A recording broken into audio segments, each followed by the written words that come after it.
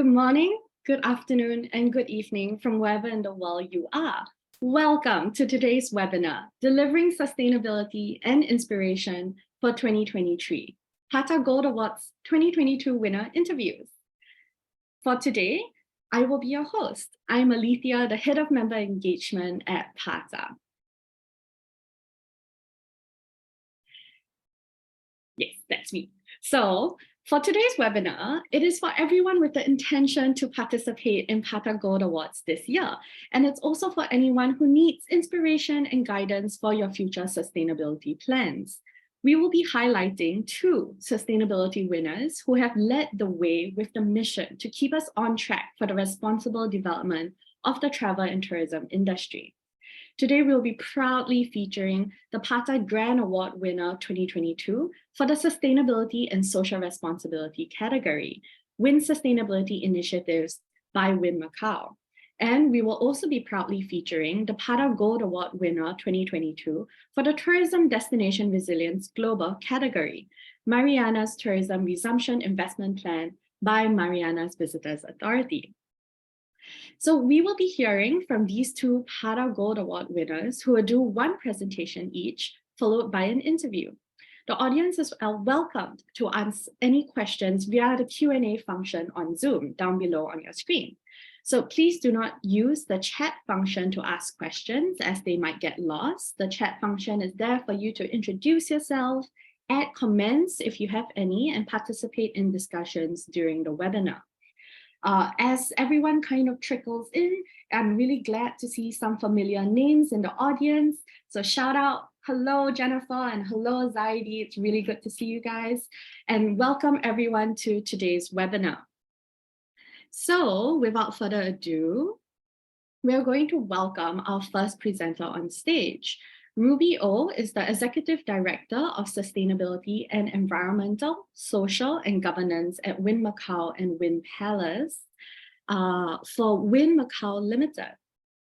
So Ruby is here with us today, but Ruby and Randy, who is the CEO of GSTC, recorded their presentation and interview for us due to time zone differences. So feel free to ask Ruby any questions in the Q&A function on Zoom, and we will get to them today. I'm really excited for you to hear about Wynn Macau's award-winning and industry-leading sustainability initiatives. So without further ado, let's start the recording.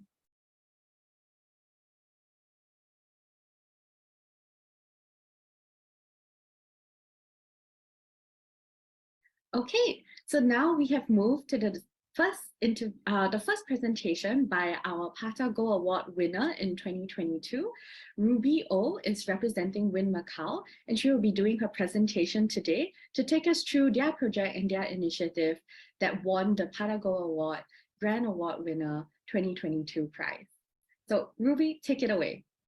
Sure, let me share my screen.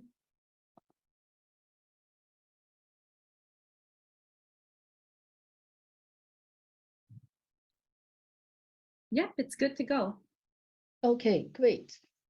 So thank you, PATA, for giving us the Gold Award, and we are happy to be here to share some of our pioneer sustainability initiative in the past with the industry peers. So my name is Ruby. Let's get started. So before I begin, I would like to introduce the Gold Leaf program. This is our company global sustainability program. As you can see, there is 4 different approaches and mechanism how we drive our sustainability initiative and how we plan and strategize our initiative throughout and in the local context. So here are some of the example where we implement various program and initiative. And here is another snapshot just to get people aware and familiarize some of the award that we have locally, regionally, and internationally related to sustainability in the hospitality and tourism industry. So today I would like to take one of our really key initiative, and I would say a pioneer approach by using the life cycle thinking to plan our sustainable food initiative. So you see various initiatives in the green circle on the screen. So today, due to the time constraint, I will focus a few of the initiative where we set our feet and here onward with our pioneer project. So of course, food's life cycle, it has to be start with food. So what we mean by good food and sustainable food, we take different approaches. And with Macau, a lot of food we flow overseas. So how we select food, how we plan our menu, it gives us a lot of challenge and also opportunity where we can from the upstream onward to make it more sustainable for our customer as well as the community. So here is the snapshot, some of the things that we really proud of ourselves since 2019 to last year. Some of the campaign, for example, we did a month-long celebration of sustainable seafood in all of our signature restaurant and even our staff dining to lavish the World Ocean Day as well as Sustainable Gastronomy Day. So again, MSC certified seafood, good food, kind food, vegetarian menu, and how we reduce some of the meat consumption in various approach in a snapshot here. Another really benchmarking approach and initiative that we have for Wynn is really the NORDAC bottling plan as well as the renovation system. So I mean, single-use plastic bottled water has been issue, and how do we cater the day-to-day operation as well as maintain our leisure and luxury guest experience is definitely is an area that we have spent time and how we come up with a new solution that address various concern. So NORDAC 2000 is basically an automated water filling system that we in place in Wynn Palace. So it allows us to do the automated bottling filling as well as washing, cleaning with all the reusable gas bottle made freshly in-house in our property to cater our day-to-day needs. So with this project, we're able to reduce not just plastic waste, as well as setting really a new benchmark that how sustainable solution can also serve in a luxury hotel. So here is how we describe our project in a circular economy concept. Again, the glass bottle itself is made up of 40% upcycle glasses, and we reduce plastic waste as well as in between all the logistic carbon footprint throughout the journey to Macau. The other pioneer project is the Reno system that we in place in 2019.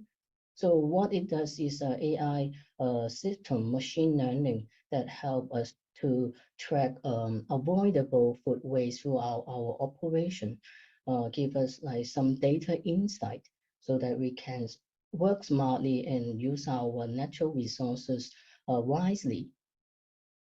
So here's some snapshot of what this machine does and how the picture and also data help us to plan ourselves in a real time and quick fix on anything that we see throughout the the trend or operation and changes, especially during the COVID time. There are a lot of uncertainty and occupancy changes. So this helps us to plan out ahead and reduce unnecessary waste. So some significant saving we see throughout last year, from in terms of like food reduction to meal saving, and in terms of carbon emission reduction. And if we would like compare it to plastic bottle reduction, it's almost like a 75 billion plastic bottle reduced. Since this is such a powerful tool and we don't want to limit it within our property or our company only, so we leverage and privilege the impact with our local representative and also school and institute. And one of them is IFT and the other is USJ. So we sponsor the unit in the school so that the student can also participate in their day-to-day practice, how they can cherish food and utilize the data and picture they capture, and how to develop really a responsible consumption and production model for the hospitality and tourism that we want to deliver. Last but not least, is really about the data that we collect and empower us to create further changes and impact, which include the food donation and food upcycling initiative in Macau. So there could never be a zero food waste, no matter how hard we try, because that's the nature of the operation. And with those that doesn't matter cosmetic appearance, their food, we based on the data that we capture and study, so that it allow us to plan strategically with our local partners and especially social enterprise, so that they can anticipate what they're expecting, how's the frequency, so that we joy planned it to make this happen. I mean, delivering perishable food and like healthy, safe food, for example, in this slide, where we partner with the local social enterprise and create and improve their health. They make juice, they make Chinese dessert, and we even use food safety to empower the perishable into more shelf-stable and safe produce together. And we provide food safety lab testing support to ensure all these shelf-stable dry goods can be served to the community. And in return, this becomes the financial engine for the social enterprise for them to continue sustain and support other community members and stakeholders. So with this program, we are very proud to create various social values and impact that we got the recognition from China, one of the typical case study award. So in summarize, we are also applying our approach with this food recovery hierarchy that maybe some of the industry peers have seen it before. So our approaches all flow into the preferable segment. That means it is more impactful and powerful to reduce from the source. That's how I mentioned avoidable ways that we can trigger or put more effort at the very beginning upstream to reduce unnecessary waste throughout the operation and from our guest table. So I hope our peer found it insightful or reference for a lot of approaches that we have done throughout this sustainable journey.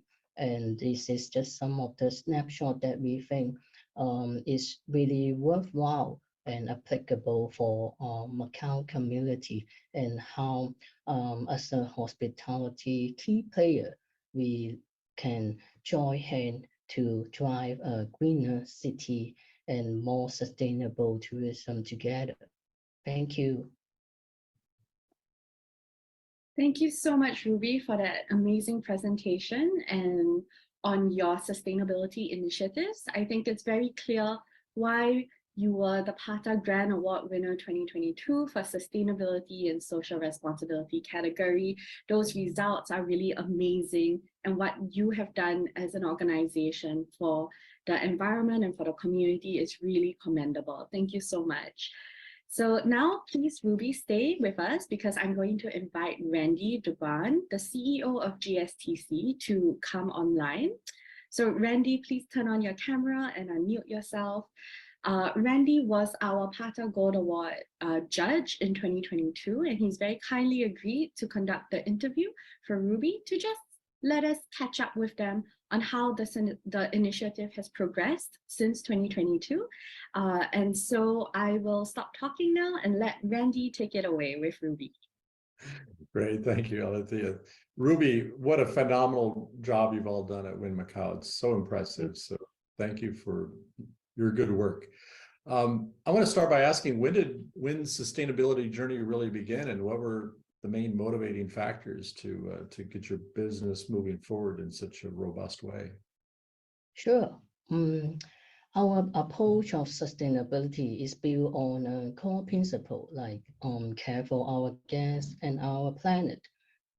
This means providing award-winning service at our resort worldwide in a manner that respects community, people, and our environment. So it is from year 2019 onward with the establishment of our sustainability department, which oversees the day-to-day management and implementation of our socially and environmentally focused program and initiative. So with the establishment of the department, we have seen an increased recognition of importance of sustainability among our team members. And there are more formal strategy development that balance with ESG challenge and opportunity on the sustainability journey. Excellent, good for you. You know, it's so frustrating to me and many of us that we still see so many single-use plastic water bottles everywhere, including in hotels. And so it's impressive to see what you've done in your property with the Nordac system to remove those and to use refillable glass bottles. So the question, of course, then probably on many minds is how big of an effort, how big of an expense is that? What's really holding back from others? Is it kind of the initial capital expense? Because I imagine you're saving money in the long term as well. Could you comment on effort, expense, and how manageable is it for others, including smaller hotels, to adopt such a system? So I think the objective is that we really believe in the long-term benefit of sustainable alternative, which can also provide a luxury guest experience. So by offering high-quality water prepared freshly in the property, we can enhance like dining experience and prioritize the health of our guests.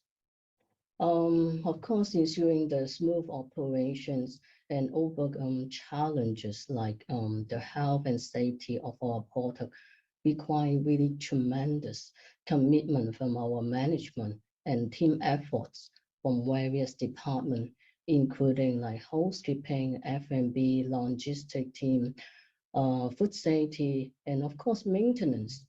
So while there may be a significant initial cost to implement an automated bottling plan, I mean the expenses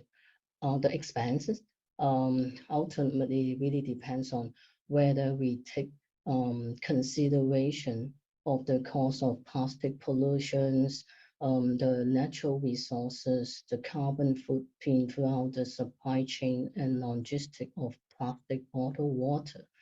And again, there's a cost of inaction as well. So it's about how we balance out and take what is matter. Good, thank you. And your sustainability issues at Wynn Macau are really holistic. You're looking at a lot of things, the plastics that we just talked about, food waste, energy, and so forth, outreach programs to community, MSC labeled seafood, all sorts of good things. And you're using technology. Can you help us, other hotels talk about data collection and measurement is a big challenge. With all those different things you're working on, can you talk a bit about how you manage the data and the relationship of data management to sustainability? Sure. I think the relationship between tech, data, and sustainability is crucial. They are interdependent and can enhance each other's effectiveness. Technology plays a vital role in acquiring accurate and reliable data, which can be challenging. So that's why Wynn has implemented the AI-powered window system to facilitate food waste reduction practice throughout its operation. We can use quality data to identify areas for improvement and develop strategy as showed our food donation program and upcycling program. This is all because of quality data that empower us. And data-driven decision-making not only enable us to plan effectively and allocate resources wisely and for positive impact, and also sustainable performance improvement. And I think more powerful is that data also help us communicate our sustainability effort and create a culture of transparency and accountability. So the relationship between tech, data, and sustainability is really critical in driving positive environmental and social impact in today's world. Great. And speaking of accountability, I see that you have quite a number of third-party certifications, and we at GSTC very much believe in that, and we're involved in that work, that we believe strongly in having somebody from the outside, an impartial third-party entity, and to expose yourself to that. The question I have on that is, how useful is that process of getting those third-party certifications in driving you to improvement? Is it just kind of getting the badge, or does it actually influence your team in improving during the process of seeking and gaining certification? I think like any third-party certification, it is the spirit of continuous improvement. It not only reveals the strength, as well as where we should address and focus on where we can further improve. And certification help to improve the quality, safety, and credibility of product and service, while it also provide assurance to our consumer. Last but not least, I strongly believe this is even a very formal way to recognize our team effort from professionals in the field. Great. So after all these wonderful things you've been doing, anything new you can report? What are kind of new projects on the horizon, and what is your ultimate goal as a hotel in terms of your sustainability journey? Our company, Wynn, has made firm commitment to achieve net zero carbon emission by 2015 and ensuring our carbon dioxide emission peak by 2030. So with our ability to invest sustainable solutions that continue to raise the bar for industry standard and support our culture of sustainability, we will continue to create cross-cutting impacts and opportunities that drive action to capacity building initiative with our stakeholders, such as the government, school, and the local community together. We serve as catalyst to improve border change and co-create a modern green city and sustainable future for tourism. So I think we believe the rising tide weighs all boats, so everybody have a role to play. Wonderful. Thank you so much. All well done. Pleasure talking to you.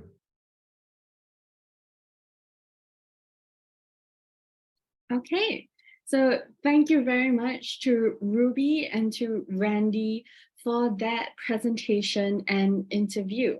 Now, I do see a couple of questions that have come into the Q&A for Ruby.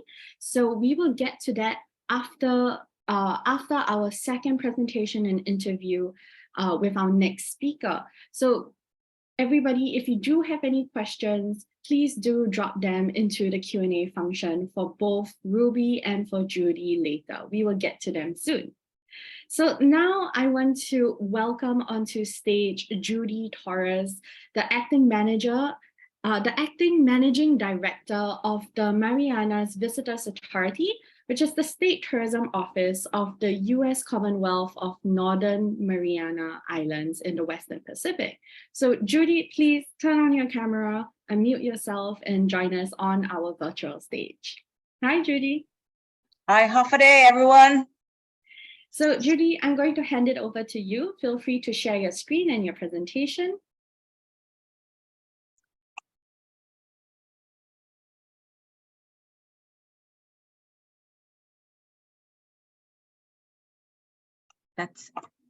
I know we practiced this. That was F5, right? Yes, hit F5.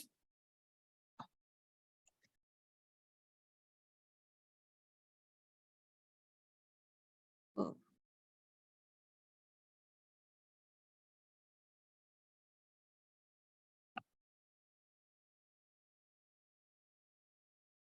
Here we go.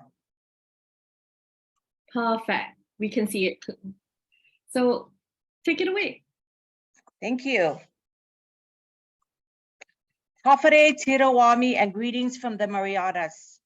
Thank you for the opportunity to share today's presentation about our Tourism Resumption Investment Plan, or what we call TRIP, which was implemented in the midst of COVID in mid-2021. We are really humbled by the Plata Goat recognition, and we hope our short presentation today can provide some inspiration and perhaps ideas for our collective continued recovery.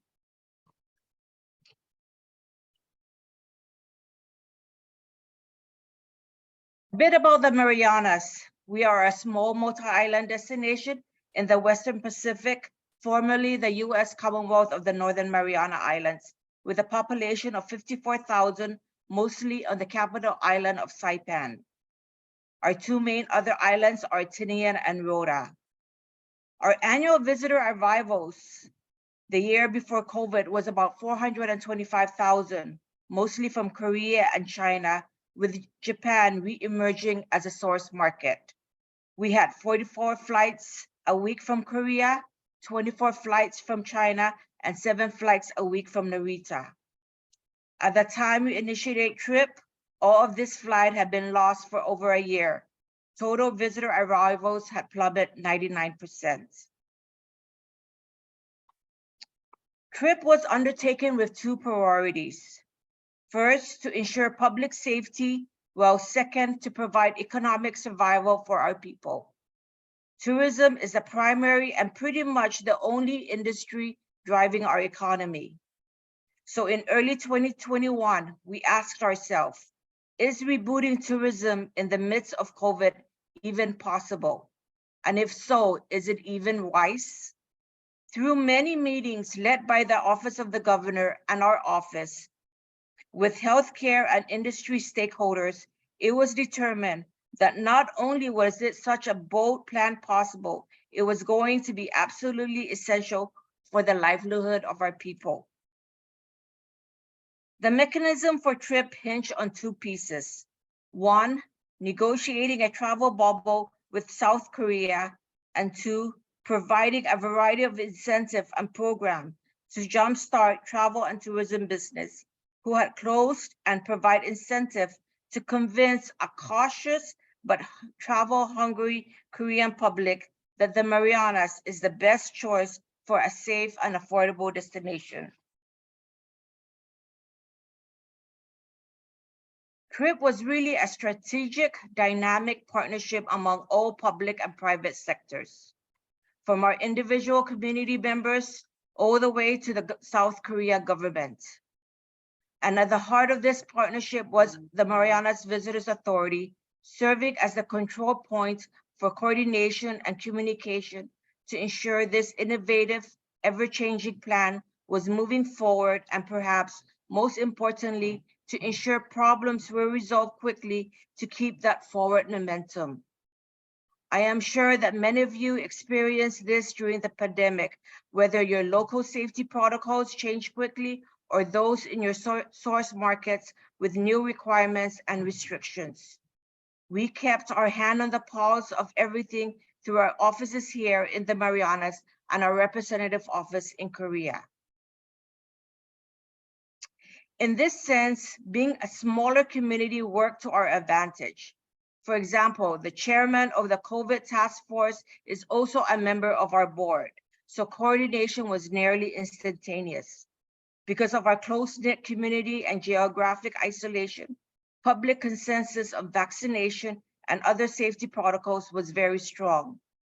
Coupled with strong borders controls against COVID, this kept our infection rate very low in the beginning.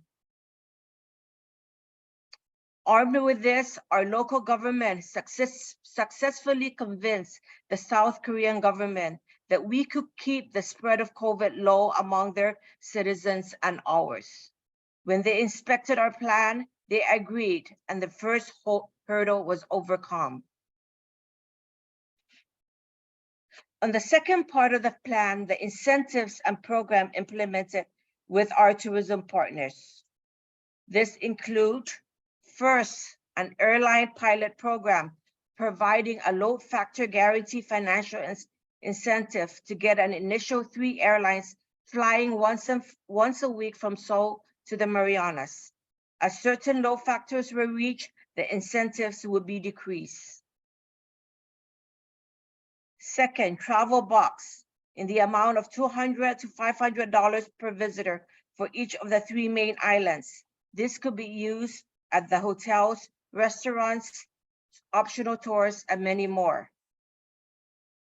Next, an incentive for participating travel agents beginning at $100 per pack for each booking. Next, coverage for 2 quarantine hotels where visitors could enjoy their mandatory 5 quarantine upon entry at a beachside resort. Upon negative testing on the 5th day, they could travel freely in public with a tour guide. For further safety, local businesses were required to meet safety travel protocols to make sure, again, that our community and our visitors remain safe. Also, Korea required a negative PCR test prior to return to Korea. We covered this test. And lastly, our travel protection plan covered the cost of any hospitalization or quarantine if a visitor tested positive anytime during their stay. We only had a few cases of this, as visitor also had to test negative prior to boarding the plane to get to the Marianas. This was possible with funding from the American Recovery Program Plan Act of the United States government for this program. So here you can see the gradual reduction of incentive over time as demand started to naturally increase. We initially committed to this program with Korea and our partners for 6 months. Part of it were extended beyond that period, and others, like airline incentive, were phased out early. To summarize the success of this program, first and foremost, we kept our community safe and we kept our visitors safe. Not everyone in the community wanted tourists back because they were afraid. We faced opposition, but the leadership was confident in the protocols in place, and we forged forward, starting slowly, then gaining momentum as both residents and visitors saw the benefits of the program. From an economic standpoint, the Marianas restarted international flights and reopened one of our primary source market at the peak of COVID. And this program continued uninterrupted since its inception due to the rapid response we were able to maintain. One of the biggest success of TRIP was the unprecedented and pretty much unmeasurable amount of free exposure the Marianas received in not only Korea, but around the world. The Marianas had never been talked about so much in Korea by the media. We could never bought that level of exposure, and it continues to reap benefits for us. An unexpected result was that not only did we bring back the existing carriers we had before COVID, but since the Marianas and Singapore had only approved travel bubbles with South Korea, we also attracted new airlines who had never served our destination before. In terms of immediate and tangible benefits, our community could see we had significant increase in the amount of visits and spending in the two less populated islands, Tinian and Rota. An unprecedented 50% of visitors went to all three islands, especially where flights was only once a week and they had extra time to explore. In addition, travel box was infused into suffering local business on all three islands.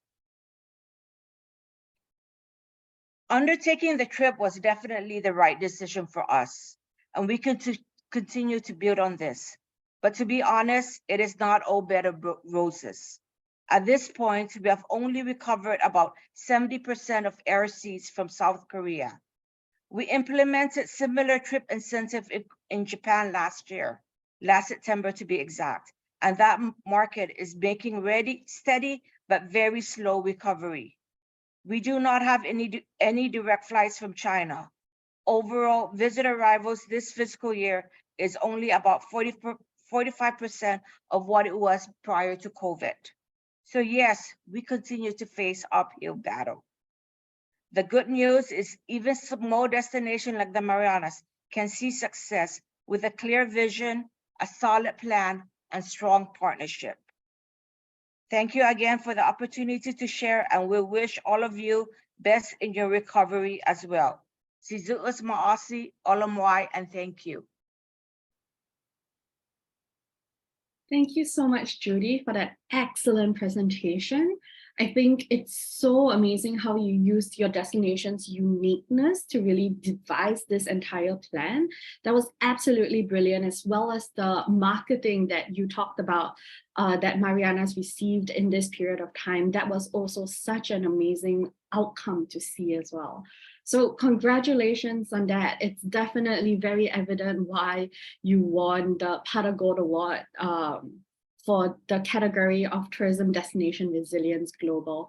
That was genuinely an amazing presentation. Thank you so much for that.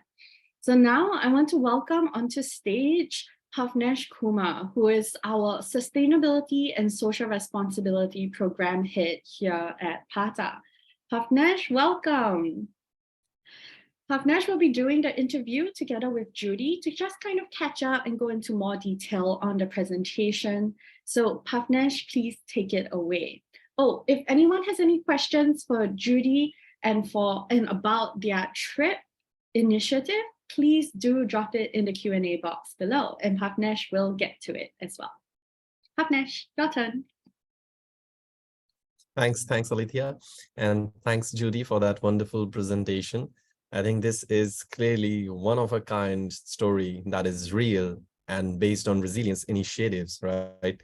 Not a lot of examples exist, because when we were looking at these numbers, I mean, you guys did a phenomenal job of not only surviving, but building when everyone in the world was too afraid to even think to open their borders.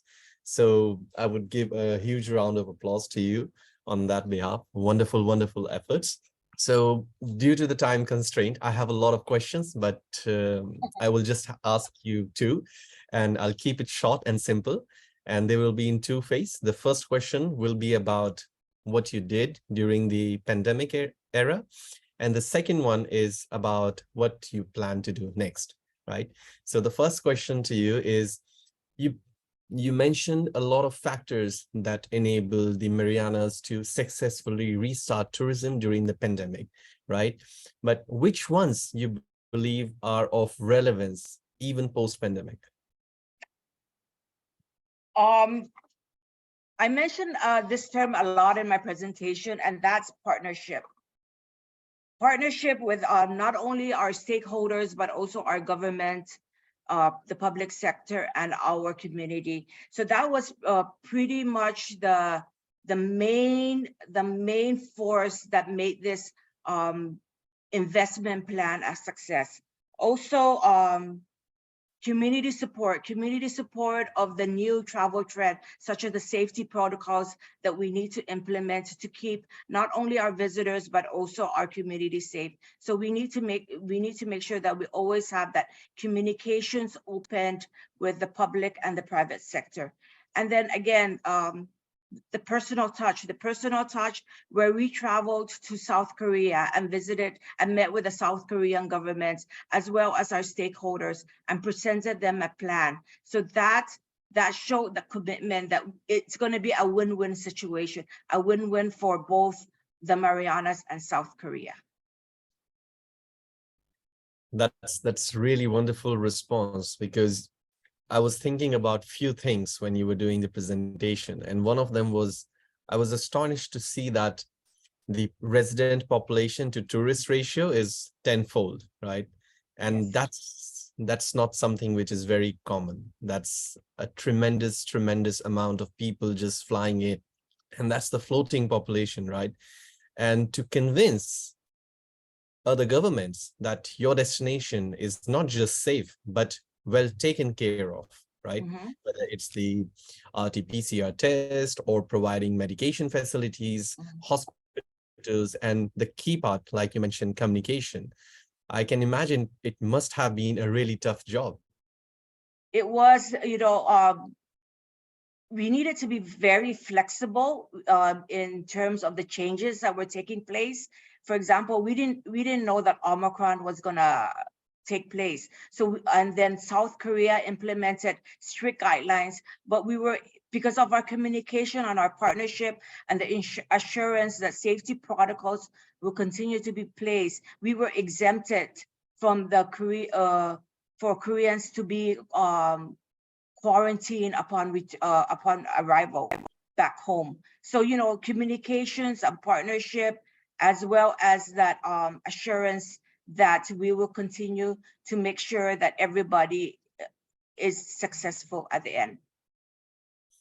Perfect. That explains not just the popularity of destination, but also the results of the destination. Yes. So which brings us to the second question.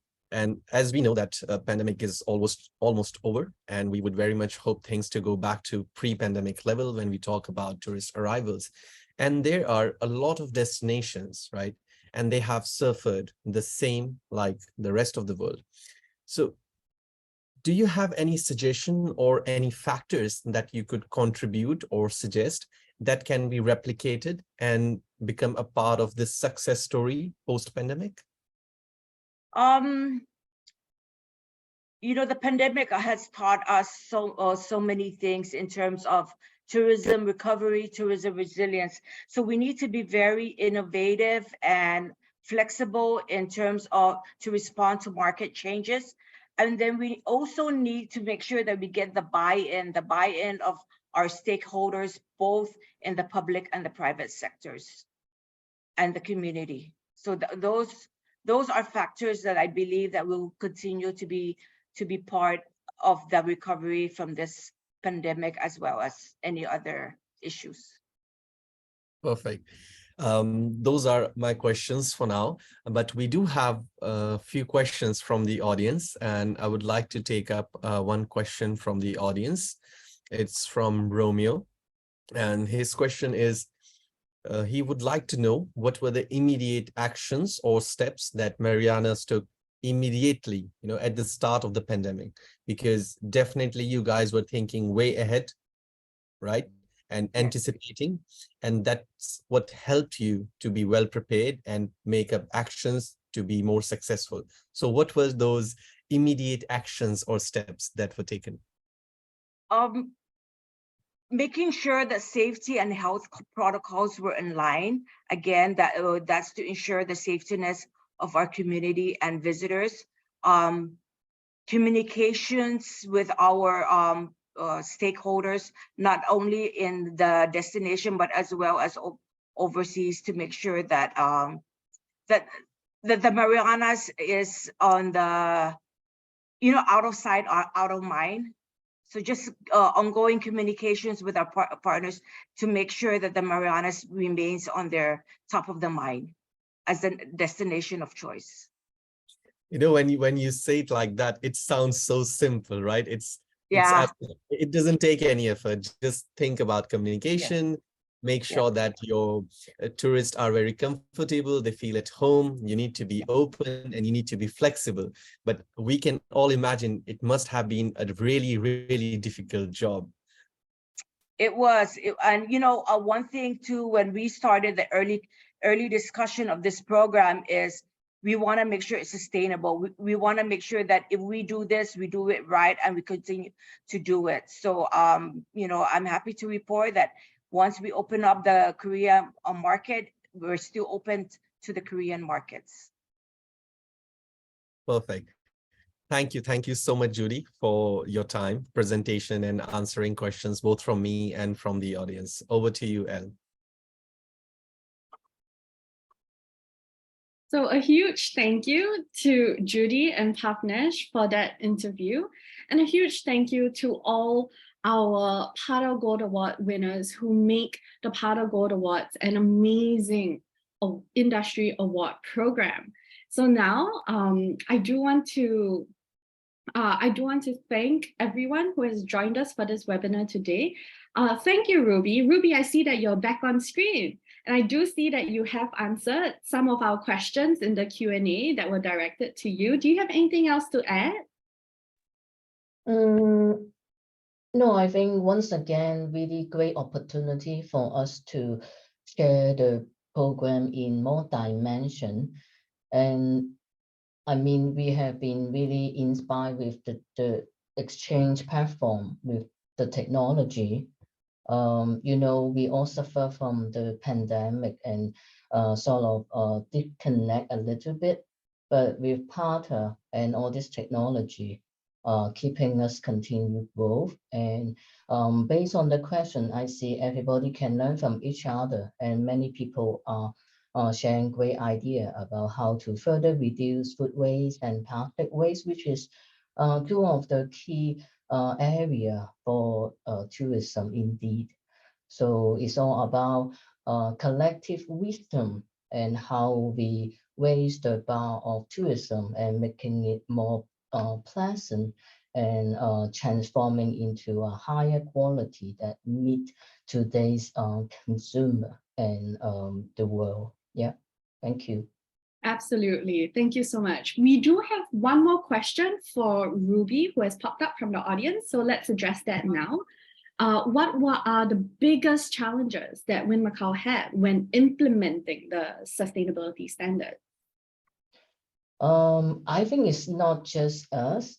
I think in general, when you have to balance the challenge in especially during the economic downside, and at the same time you see the new generation and various products and luxury segment are all putting their feet and with technology, how we can apply circular thinking to utilize the so-called waste that we previously defined by human, but in fact, those are great resources as a like more material than can turn into new nice quality product as well.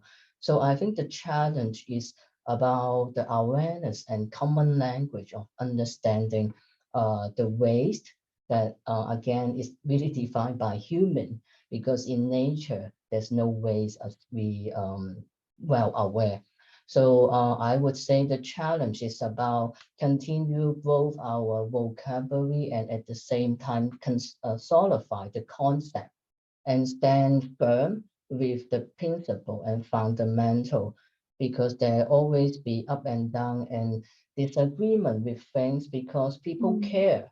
That's why they will voice out and they want to make it better, and they feel frustrated that things should go faster or why still like this.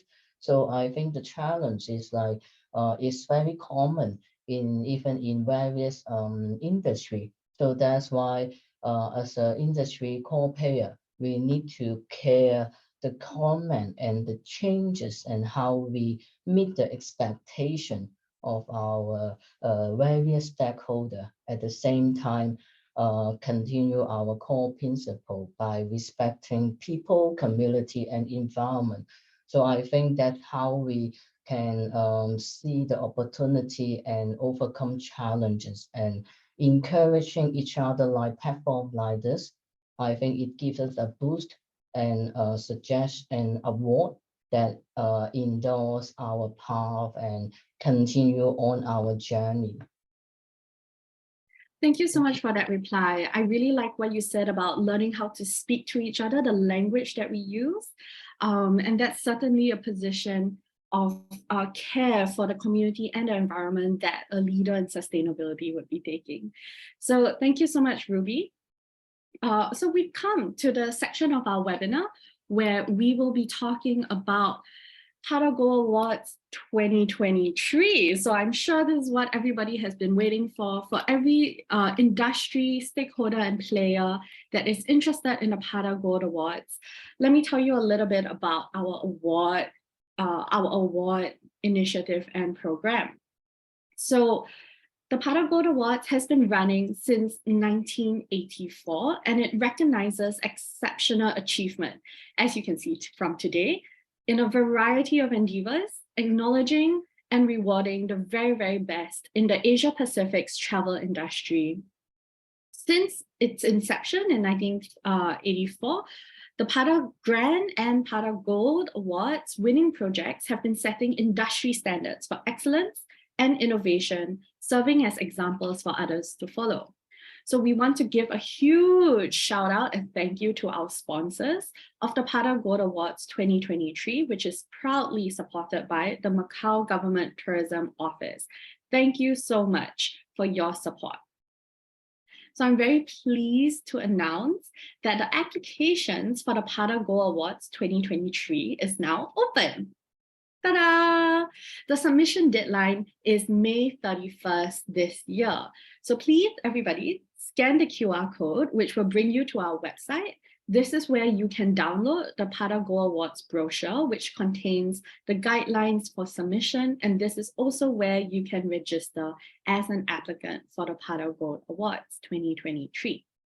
So next slide, please. I just wanted to let everybody know that the winners of this year's Pata Go Award will be honored at an in-person award ceremony presentation at Pata Travel Mart 2023, which is happening in October 4th to 6th, New Delhi, India. So we hope to see all of you there. This brings me to my next topic. So our in-person events for this year are the Pata Annual Summit and Adventure Travel Mart, happening on May 30th till June 2nd in Pokhara, Nepal. So we do hope to see everyone there. I have a special announcement for everyone listening today. Our early bird 10% discount has been extended till April 15th. So please register today, take advantage of this early bird price, and we want to see you there at Pokhara, Nepal. The next event that we have is the Pata Destination Experience Forum and Mart 2023. This is happening June 21st till 23rd in Kuching, Sarawak, Malaysia. So this event is going to be all about marketing your destination in the most sustainable way possible. And you can scan the QR code to learn more about the event and register on our website. Last but not least, we have the Pata Travel Mart 2023 happening October 4th to 6th in New Delhi, India. So this event is really the leading event for anyone who has a tourism product and would like to market to the South Asia region and international community.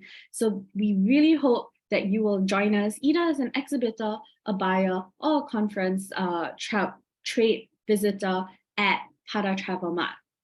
So those are our in-person events for 2023. We hope to see you there. Next up, we have a couple of things lined up for you before we get to see each other in person. So we do have a Pata Youth webinar happening soon. This is going to happen Friday, March 31st, 2023.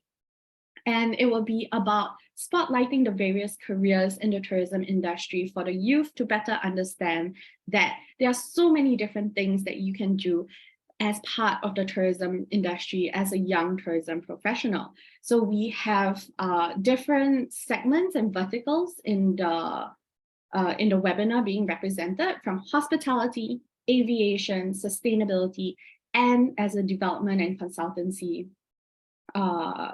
vertical. So this is supported by the Pata Philippines LPU Manila Student Chapter, done in collaboration with Pata Youth, and we hope to see you there. We also have one more activity that is online. It is the Pata Member Meetup. This is an online networking session happening on April 11th on a Tuesday. We have this every month for our Pata members to gather together. And this is happening during APEX afternoon, Europe's morning, and Pacific's evening. So we really hope to see you there so that we can gather, mingle, and network with each other online. This particular session will be focused on Europe's inbound and outbound. We will have a representative from Euromonitor coming to share with us a quick presentation on any insights and statistics that they will share about Europe's outbound and inbound markets. So before we end this webinar, I just wanted to thank everybody once again, our members, our chapters, our Pata Gold Award winners, and everyone in the Pata international community for joining us for this webinar and making all of this possible for Pata. So I have been your host for this webinar. It's been a really enjoyable time. Thank you so much for coming. I am Aletheia. That is my email address. You can email me or the member team email address if you have any questions, and we will get to you as soon as possible. Thank you. And that's it.